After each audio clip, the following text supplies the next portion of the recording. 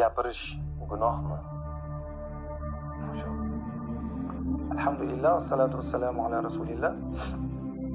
Birovga kesatib gapirish, imo qilib gapirish, ishora qilib gapirish, o'sha ekanligini bildirib gapirish, sifatlarini qo'shib otini aytmasdan bu gunoh kabiralardan biri hisoblanadi.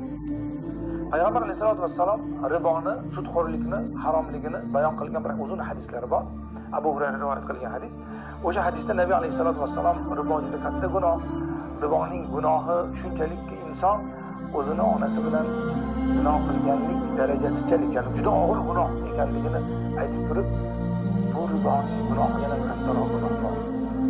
U ham bo'lsa kishi birodarining nomusiga, obro'siga til uzatishdir deganlar. Til uzatishga ochiqdan ochiq uni aybini aytib, uni masxaralab, unga laqab to'qib gapirish, til uzatishga uni otini aytmasa ham, uni sifatlarini aytib turib, uni masxara qilish, unga nisbatan demak yomon ma'lumot tarqatish ham umumiy ma'noda til uzatishga kiradi. Shuning uchun bundan saqlanish kerak. Qur'oni Karimda Alloh taolo demak bir surada, surani boshidanoq vaylun likulli humazatin lumaza, birovlarga obro'sini to'kish uchun aybini oshkor qilib gapiradiganlarga vayl bo'lsin, do'zaxdagi bir vodiy bo'lsin deb Alloh taolo bayon qilgan.